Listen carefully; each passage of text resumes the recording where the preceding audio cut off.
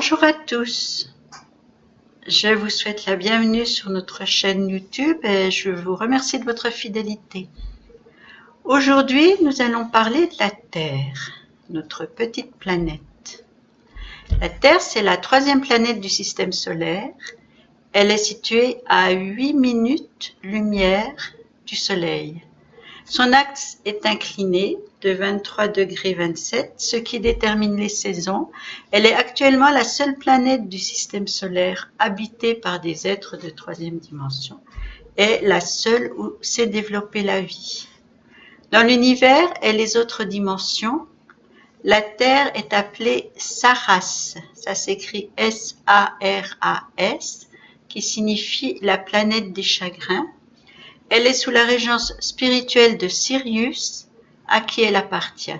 Donc ça, on en reparlera dans la deuxième conférence. La Terre a plusieurs noms. Quelle est l'origine de ces noms? La Terre s'appelle Gaïa, ou Gaïa, ou Gé, qui est le nom de la personnification divine de la Terre dans la mythologie grecque. La Terre est la mère d'Ouranos, le ciel, et de Pontos, la mer stérile. Ils sont nés par parthénogenèse, c'est-à-dire sans l'intervention d'éléments masculins. Gaïa est la déesse grecque qui correspond à la déesse Terra en latin. Et c'est Terra qui a donné le nom Terre à notre planète. Comme tout être vivant, la Terre a des parents, une famille. Donc son père est sa mère est la galaxie, notre Voie lactée, et son père est le Soleil. Sa fille est la Lune. Sa fille est la Lune, une grande émotive qui se cache et réapparaît suivant l'ombre que la Terre lui projette. La Terre et la Lune tournent en ellipse l'une autour de l'autre en 29 jours terrestres environ, et le deuxième centre de l'ellipse, qui semble vide, contient en réalité le point astrologique qu'on appelle Lilith, ou la lune noire. Ça, c'est un détail pour les astrologues. La Lune tourne sur elle-même en 29 jours, c'est ce qu'on appelle le mois sidéral. Elle s'éloigne de la Terre de 4 cm par an, suite à l'attraction de l'univers. Elle devrait donc sortir de l'influence terrestre, mais c'est pas pour tout de suite, on compte des milliers d'années. La Terre attire les océans, ce qui provoque les marées. Pardon, la Lune attire les océans, ce qui provoque les marées. La Terre évolue au milieu de ses frères et sœurs, les autres planètes. Donc il y a Mercure, l'intellectuel, Vénus, sa jumelle, la charmeuse, mais qui tourne dans l'autre sens. Mars, la dynamique, Jupiter, l'expansive, Saturne, la mélancolique, Uranus, la novatrice, Neptune, l'idéaliste, Pluton, la purificatrice. Et n'oublions pas la petite dernière, Chiron, qui est l'initiatrice, et la toute nouvelle planète, Sedna, dont on ne connaît pas encore l'énergie astrologique. Donc vous voyez que c'est une grande famille où chaque enfant a son caractère propre. Quel est l'âge de la Terre? La Terre, Gaïa, c'est une jeunette puisqu'elle n'est âgée que de 4 ou 5 milliards d'années, ce qui au niveau cosmique, au niveau galactique, fait très jeune. Sur le plan ésotérique, le 11 août 99, la Terre serait entrée dans une nouvelle période de 2000 ans, suivant les cycles de 11 000 ans, dont 2000 dans la densité, la matérialité, l'âge du sommeil, et 2000 dans la fluidité et la spiritualité, l'âge de l'éveil. Donc la Terre serait entrée le 11 août 99 dans une période d'éveil de conscience de l'humanité. Ça, j'en reparlerai dans la deuxième conférence sur la Terre. Voyons un peu son aspect physique. Quelles sont les mensurations de notre petite planète? La Terre, c'est une sphère légèrement aplatie au pôle. Elle se mesure en 3 dimensions, la longueur, la largeur, la profondeur, parce qu'elle est matérielle en grande partie. Donc c'est pour ça qu'on dit que nous vivons dans un monde de 3 dimensions. Et il existe une 4e dimension qui est physique, c'est le temps. Le tour de taille de la Terre, c'est 40 000 km environ. Donc ça, c'est son tour au niveau de l'équateur. Elle a un rayon de 6 400 km environ. Et au niveau ésotérique, la Terre possède un nombre infini de dimensions, dont une des plus puissantes, la 13e, est celle de l'énergie cosmique.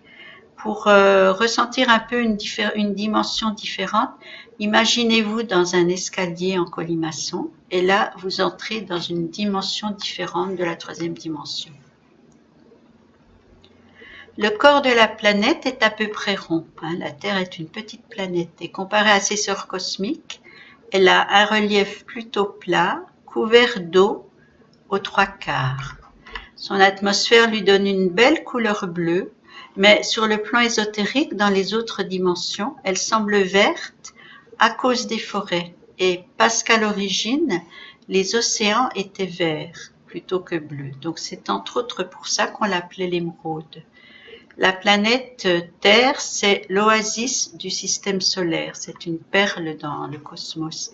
Essentiellement composée de silice, donc ça c'est une roche, c'est le sable, le silice c'est le sable, qui est la base chimique de toute matière inorganique. Et à l'état pur, la silice donne le cristal de roche. Une matière inorganique, c'est une matière qui ne peut pas se reproduire par elle-même. C'est le cas des minéraux. Par contre, le cristal de roche se reproduit. On a découvert que le cristal de roche se reproduit. La Terre a un noyau central en fusion qu'on appelle le NIF parce qu'il est composé de nickel et de fer. Et il est entouré de deux couches concentriques qu'on appelle le manteau qui fait 2800 km d'épaisseur et autour l'écorce, la lithosphère qui fait 100 km d'épaisseur. Et cette écorce est à peine égratignée puisqu'actuellement la mine la plus profonde se trouve à Johannesburg et elle n'atteint que 3400 mètres sous le niveau de la mer. Au plan ésotérique, la planète serait une planète creuse avec un soleil intérieur, des océans et des climats. C'est ce qu'on appelle la théorie de la planète creuse. C'est là que se trouverait l'Agartha, qui est un pays mythique où la mort n'existe pas. Et les villes principales d'Agartha seraient Shambhala, la capitale. Il y en a d'autres, mais je ne vous cite que celle-là. Et ces civilisations très avancées vivraient dans une dimension différente de la nôtre. Elles seraient très avancées techniquement et spirituellement. Elles y vivent sur 4 niveaux, en harmonie totale avec leur environnement. Elles communiqueraient avec l'extérieur. 8 portes mèneraient au centre de la Terre, dont une au pôle Nord. C'est celle que cherchait Hitler, entre autres. Il y en a une aussi sous la grande pyramide de Gizeh, en Égypte. Il y en a une dans les mines du roi Salomon et il en existe 5 autres. Comme tout être vivant, la Terre possède un épiderme qui sont les végétaux et les forêts, qui la protègent en captant et en renvoyant les énergies. Ils l'hydratent en filtrant et en retenant l'eau. Ils la nourrissent en produisant l'humus et sans eux, la terre se dessèche et meurt. C'est ce qui se passe dans les déserts. La terre transpire par la rosée. Elle brûle et pèle par la chaleur. Elle cicatrise et elle se purifie grâce aux nombreux animaux et insectes souterrains qui l'aèrent et la désinfectent. Elle fait peau neuve et a besoin de repos pour récupérer. La Terre possède un système cardiaque parce que son écorce se dilate et se contracte constamment sous l'effet du magma qui est son noyau, son cœur.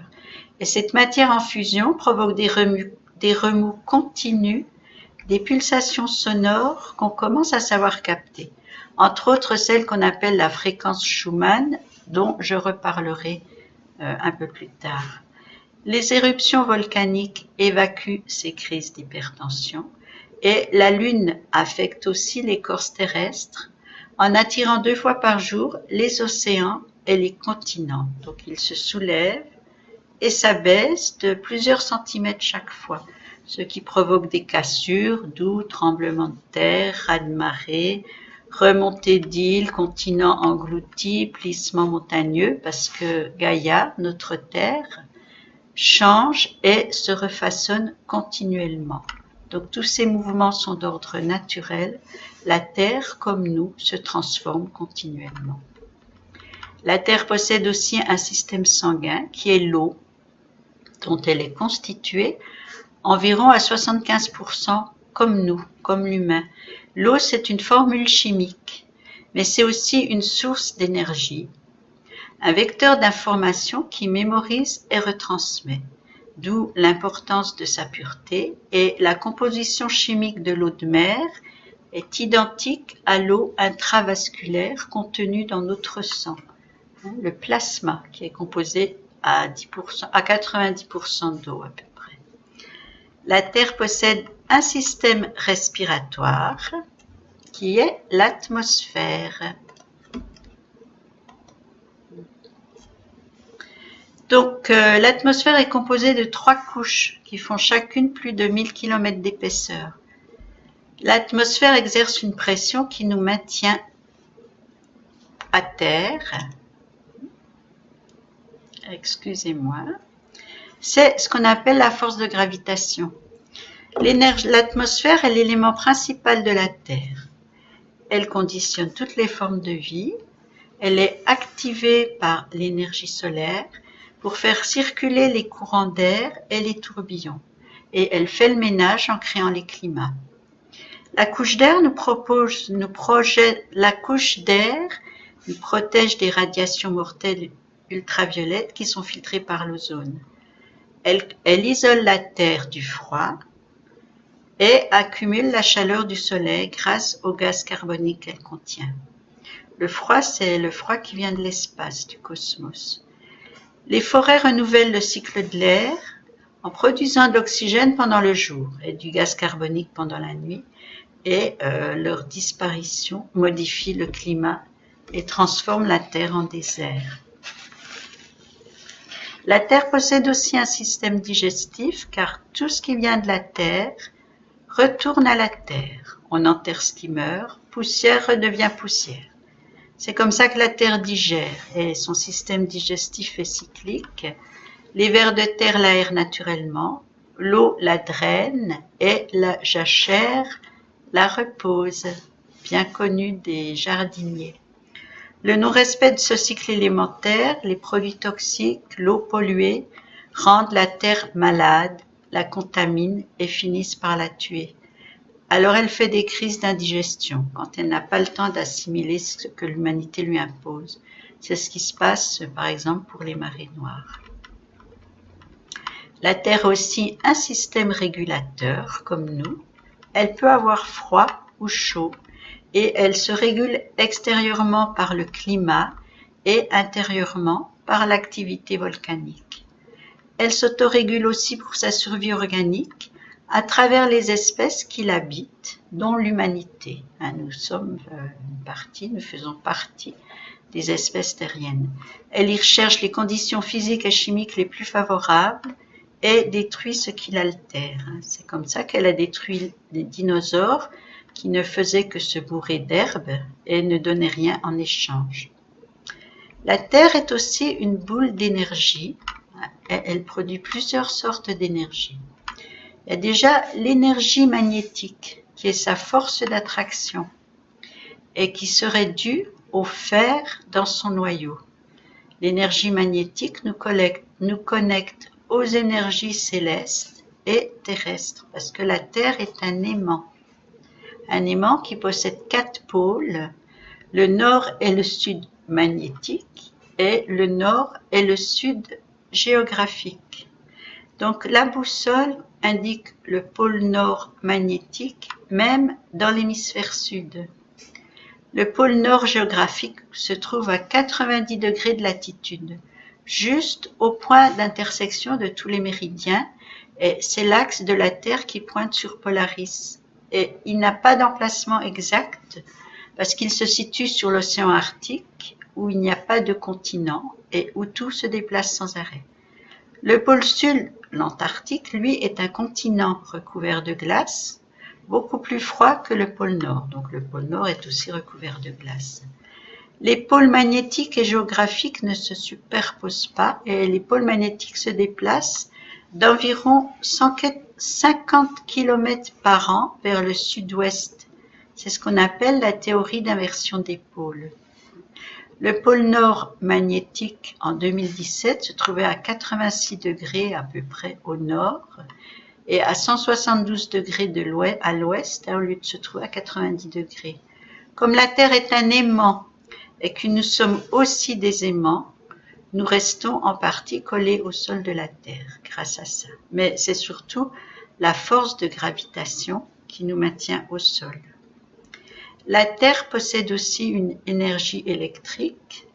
Ce sont ses régulateurs thermiques, parce que la Terre, c'est un condensateur. Les orages sont le disjoncteur et les éclairs les fusibles. Ils permettent l'échange électrique entre la Terre, énergie négative, et l'atmosphère, énergie positive. Ça évite les risques de surchauffe électrique, donc les incendies. Ensuite, la Terre possède une énergie céleste qui est son ange gardien, parce que le déplacement supersonique de la Terre produit une bande de radiation qui l'entoure et l'emprisonne dans son champ magnétique. C'est ce qu'on appelle la magnétosphère qui est épaisse d'environ 60 000 km. Elle la protège des radiations cosmiques et des pluies d'objets célestes. Vous pourrez voir une image, on vous mettra une image pour ceux qui veulent voir.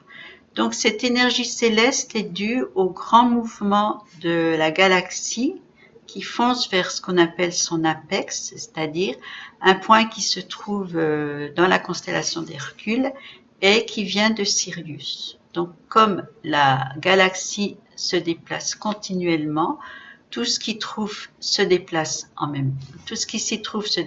même temps, donc la Terre se déplace, ce qui provoque son énergie céleste. La Terre possède aussi une énergie cosmotellurique qui représente son système nerveux. En 1945, un physicien allemand, Ernst Hartmann, a découvert que la Terre émet un quadrillage de radiation qui s'élèvent verticalement comme des murs radioactifs invisibles, et il a appelé ce système le réseau Hartmann. Ces murs de radiation sont larges d'environ 21 cm et se croisent tous les 2 mètres environ du nord au sud et tous les 2,50 m de l'est à l'ouest. C'est ce qu'on appelle le réseau télépathique de la Terre, bien connu des géobiologues. Les croisements sont appelés nœuds Hartmann et peuvent être géopathogènes et au point de rencontre avec les courants cosmiques, les initiés ont implanté des pierres qu'on appelle menhirs ou dolmens et c'est là aussi que sont construites les cathédrales. Il existe d'autres systèmes de mesure cosmotelluriques et vous pouvez utiliser celui qui vous convient le mieux. La fréquence Schumann, dont je vous en ai parlé tout à l'heure, c'est la conscience de la Terre. C'est la mesure des battements du cœur de la Terre qui a été prédite en 1950 par Schumann et découverte dans les années 1960. Ce battement sonore est renvoyé par l'atmosphère terrestre comme un écho et c'est ce qu'on appelle la résonance Schumann. Certaines de ces harmoniques s'accélèrent depuis les années 1980.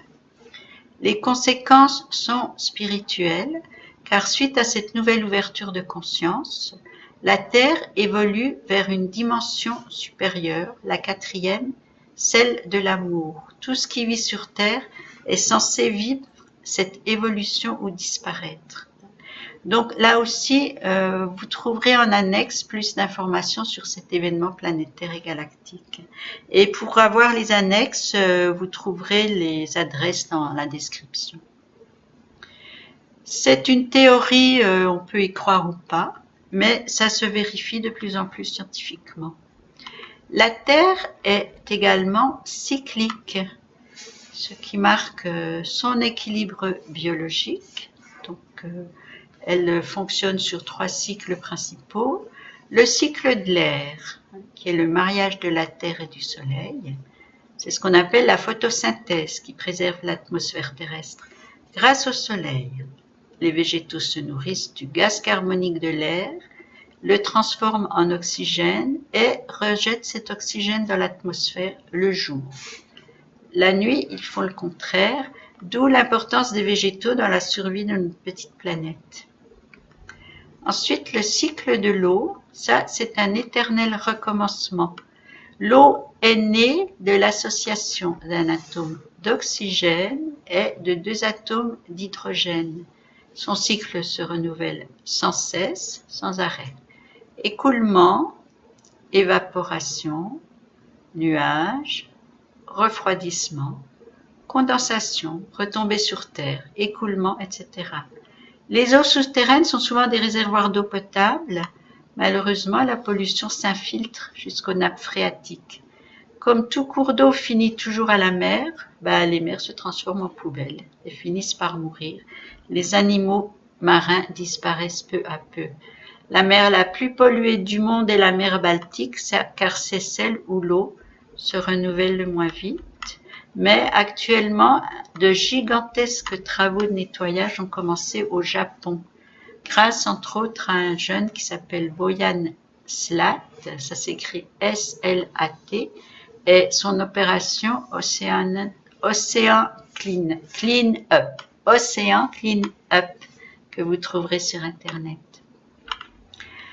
La Terre est également un cycle de vie qui est le processus identique pour tous les organismes vivants, c'est-à-dire naissance, maturité, reproduction, vieillesse, mort, décomposition et retour à la Terre. Puis ça recommence sous une autre forme.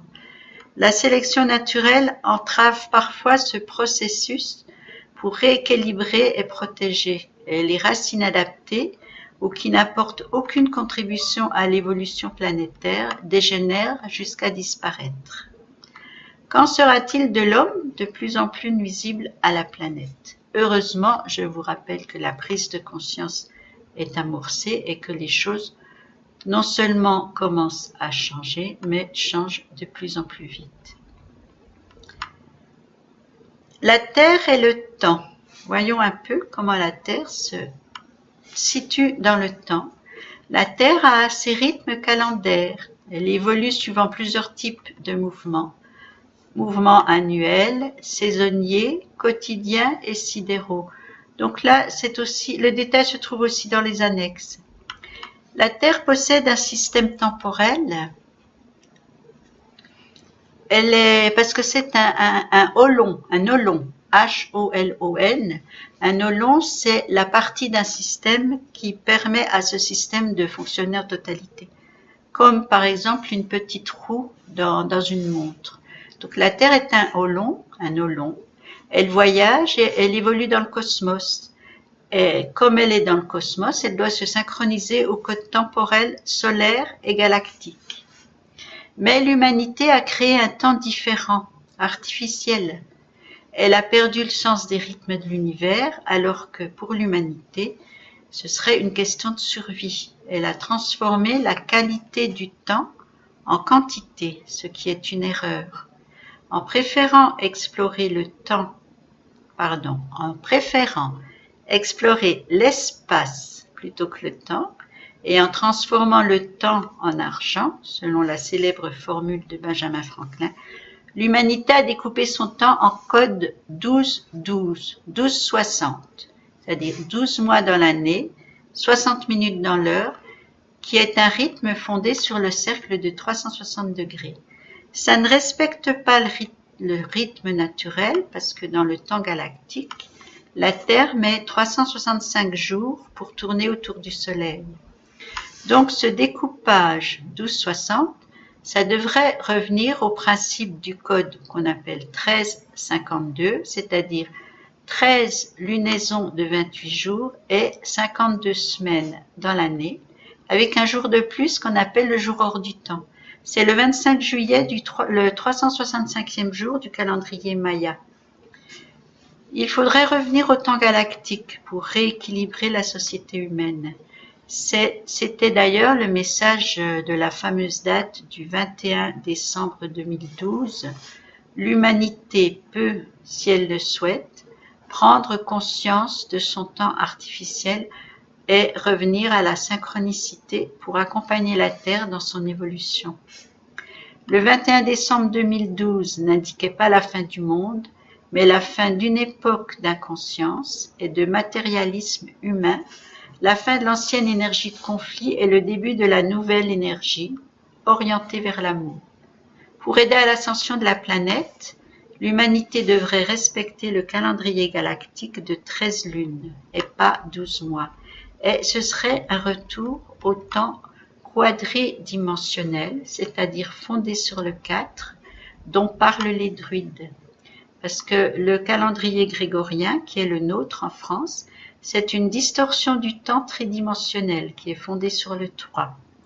Il a entraîné le matérialisme. Un bon exemple, c'est qu'autrefois, un ouvrier était payé à la tâche. Aujourd'hui, il est payé à l'heure, d'où la course au rendement, au mépris de la qualité, avec tous ses excès. Nous obliger à vivre un temps planétaire, alors que notre corps est soumis au temps galactique, cause de nombreuses pathologies. La Terre, elle se réharmonise petit à petit au temps galactique, d'où le déplacement des pôles magnétiques et la modification de la fréquence Schumann, la résonance Schumann, qui de 7 Hz en 1987 atteint maintenant des pics de 30 Hz. On en reparlera. Ensuite, l'évolution de la Terre, ses transformations. Comme l'écorce de la Terre flotte sur la couche intérieure, le manteau, la Terre se transforme constamment suite aux déplacements tectoniques. C'est la dérive des continents.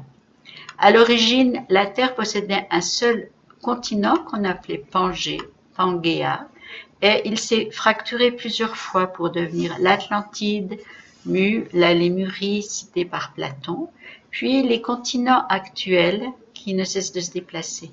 En plus, la Terre se modifie en surface sous l'effet des climats, des cours d'eau et de l'érosion. Mais l'inconscience humaine est aussi la cause des modifications les plus désastreuses de la planète. Comme tout être vivant, la Terre possède un esprit, une âme et une entité. Et en 1969, dans son livre L'hypothèse Gaïa, James Lovelock révéla l'entité de la Terre. Vous trouverez la représentation dans les annexes. Cette théorie révolutionnaire ne faisait que confirmer ce qu'enseignait la sagesse antique et la plupart des grands courants ésotériques, et ce que respectaient aussi les Amérindiens, les peuplades africaines, les aborigènes, les cultures celtiques, et d'une façon générale tous ceux qui vivent en contact de la nature et qui la vénèrent. La Terre est notre mère, elle ne demande qu'à nous parler, pour peu que nous souhaitions l'écouter.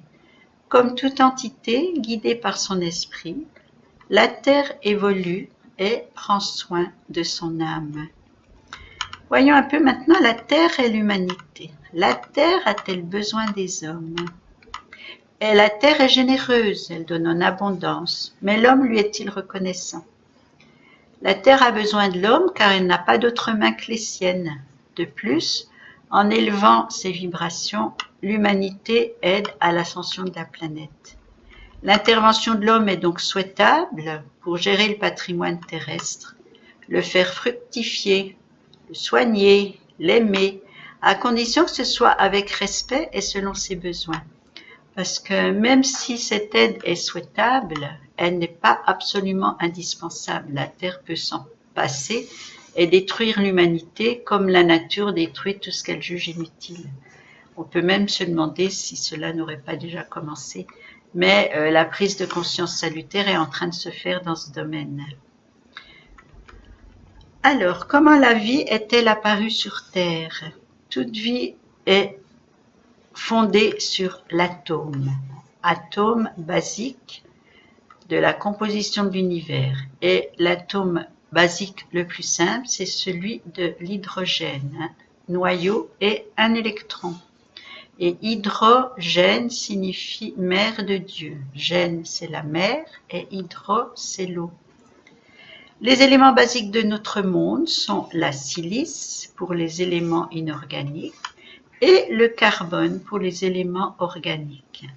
L'humanité est donc issue du carbone. Je vous rappelle, organique, c'est ce qui peut se reproduire par soi-même, donc nous, les animaux, les végétaux, et inorganique, c'est ce qui ne peut pas se reproduire par soi-même, donc généralement les minéraux. L'humanité est issue du carbone et elle daterait d'à peu près 2 millions d'années. Il existe deux théories d'apparition sur la vie. Enfin, je vais vous en citer deux, mais il y en a d'autres. Celle de l'évolution, la théorie de Darwin, l'homme ne serait que l'aboutissement d'une quantité de mutations dans le seul but de s'adapter le mieux possible à son environnement pour y survivre. C'est une théorie incomplète parce qu'on ne connaît pas le passage du minéral au biologique et il existe toujours ce chaînon manquant entre le singe et l'homme. L'origine de l'ADN est toujours inconnue et on se demande toujours pourquoi quantité d'animaux comme le peuple singe par exemple ont quantité d'espèces. Vous avez les ouistitiers, les orang-outans, les attelles, les chimpanzés, les gorilles, etc. Alors que l'homme ne possède qu'une seule race. Nous, il n'y a que nous. Donc c'est ce qui fragilise la théorie de Darwin. Et il existe aussi la théorie de la panspermie, c'est-à-dire que la vie serait arrivée sur Terre avec des météorites qui contiennent des matières organiques. Dans ce cas, nous serions tous des extraterrestres. Pareil, je vous ai mis en annexe beaucoup plus d'informations sur ce sujet.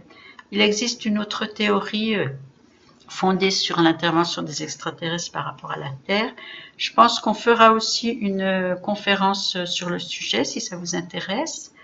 Là, je termine ici. Là, on va faire une deuxième conférence où on parlera de la Terre qui est notre fille et notre sœur, où on abordera des sujets un peu plus ésotériques. Voilà, donc moi je vous remercie pour votre écoute et votre patience. Je vous rappelle que pour avoir les annexes, vous trouverez les adresses, l'adresse dans les descriptions. Si vous avez des questions, n'hésitez pas. Et en attendant, je vous dis au revoir, à bientôt et merci pour votre écoute. Au revoir.